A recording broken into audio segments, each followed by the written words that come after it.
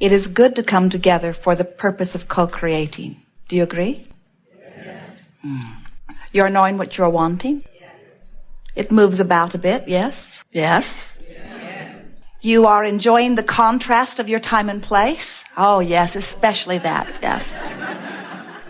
And here's the big one. Get ready. The answer to this is yes also. Those unfulfilled desires are pleasing to you. Yes? Yes. Oh, you lie. But we want you to come to the place where you can say that and mean it. Because from your non-physical standpoint, you say that and mean that. Because from your non-physical perspective, you know that you are eternal beings, that we all are, that we never get it done. And so, if we are eternal, which means eternal, is there a better word? Always. Then isn't it logical that you cannot be complete? And if you are not complete, since you are eternal, then there will always be another exposure to another contrasting experience, which will cause you to give birth to yet another new desire, which, since you just gave birth to it, is not complete. And what we want you to come away from this gathering feeling very powerfully is that exhilarating crevasse, if you will, between having given birth to a new idea, to a new preference, and it not yet being completed, but you're on your way to the completion of it, because it's on the way. It's that on the way crack that is your life. You keep thinking that you want to get through the crack, through the crevasse, and over to the place where the manifestation is complete. And we say, well, you can do that, and you will. You'll get your new house, and you'll get your new car, and you'll get your new lover, you'll get your new stuff. It will constantly come to you, because when you ask, it is always given. But the thing that we really want you to feel is that now you're just going to be standing in another new place with other contrasting experiences, which are going to give birth to another yet new desire, which is still going to be incomplete. So we see so many of you standing in this place where you feel incomplete, but you're unhappy in your incompletion. I will feel so much better when my lover comes. I will feel so much better when my money comes or when my new house comes. And you got to get over that. You got to feel good in the crack. You've got to feel happy in the crevasse of incompletion. And unless you are, then you're going to hold yourself in this negative, annoyed, resistant, irritated, unhappy, incomplete feeling, inadequate, insecure attitude that will prevent what you're asking for from coming to you. Did that just make sense? So you got to be happy in the crack. You've got to be excited about wanting something that hasn't come yet. So you want to get to the place where when people say to you, has that thing you've been talking about come yet? You want to say no, not no. No, it hasn't come yet, which means I'm still alive, which means I'm still adjusting, which means I'm still adjusting my vibration.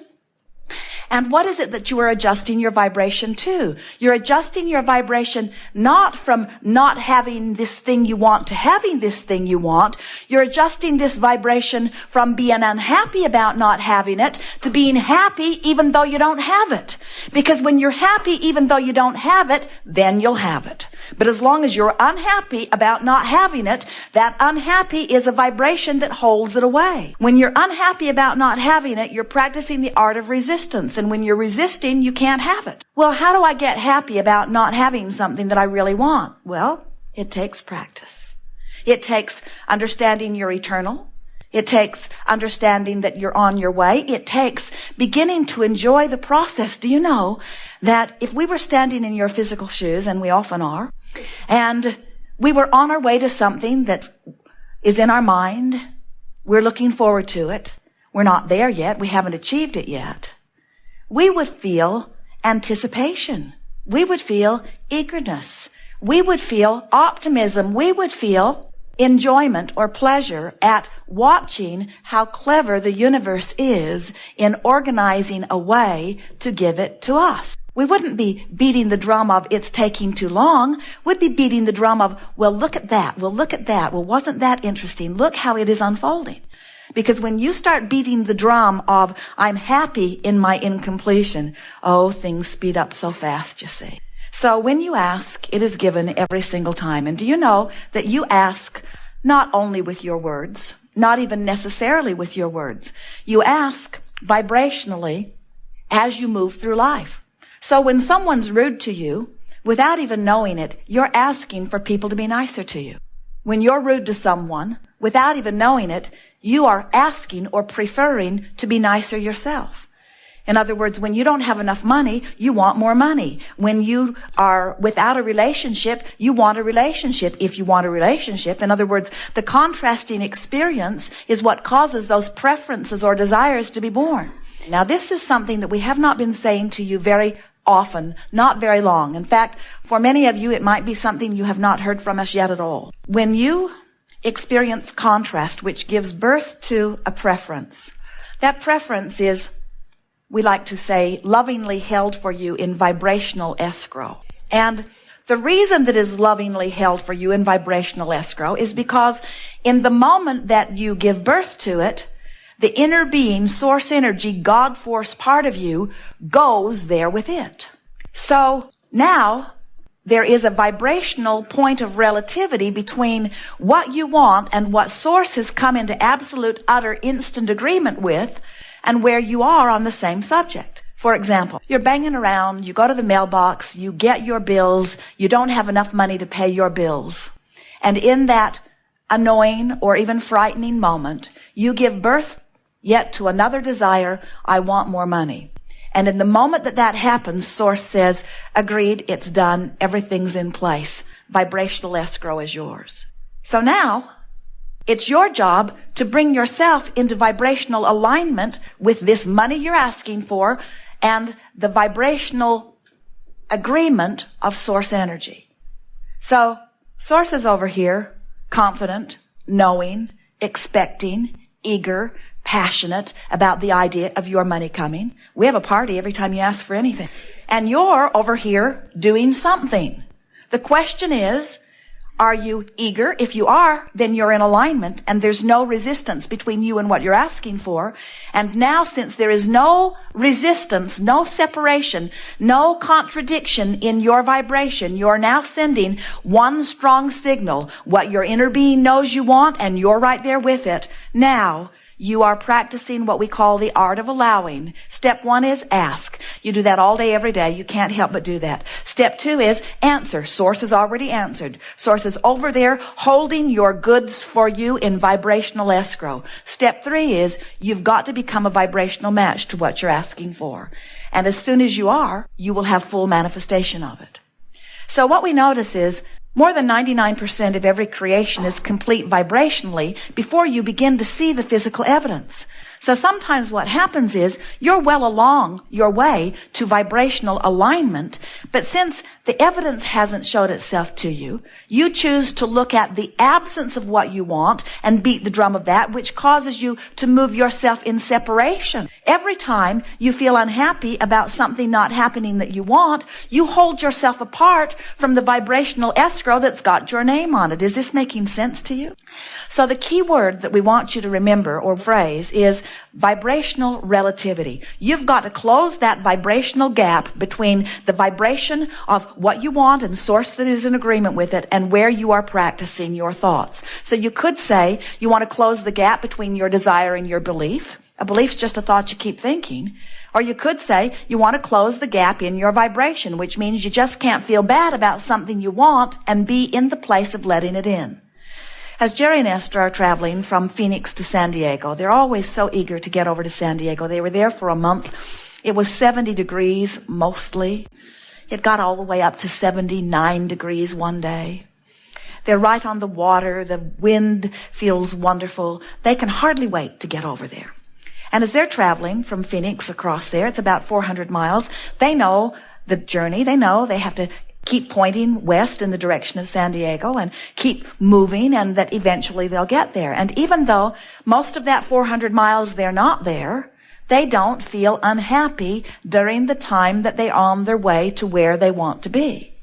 And we want you to understand that you've got to do that with all of your journeys. If you're sick, even if you're really sick, You've got to be more joyful on your way to wellness. And we think the reason you're not more joyful on your way to wellness is because you're not sure that you're really on your way to wellness, because the doctor may have told you, you can't get well from this. This is incurable. And we say, he does not know. He does not understand vibrational relativity. He does not understand, if he's telling you that you've got something that is incurable, he does not understand that the illness caused you to launch a rocket of desire for wellness that Source came into utter and absolute and instant agreement with. And if you'll come into agreement, you'll be well. It is our promise to you. You cannot not be.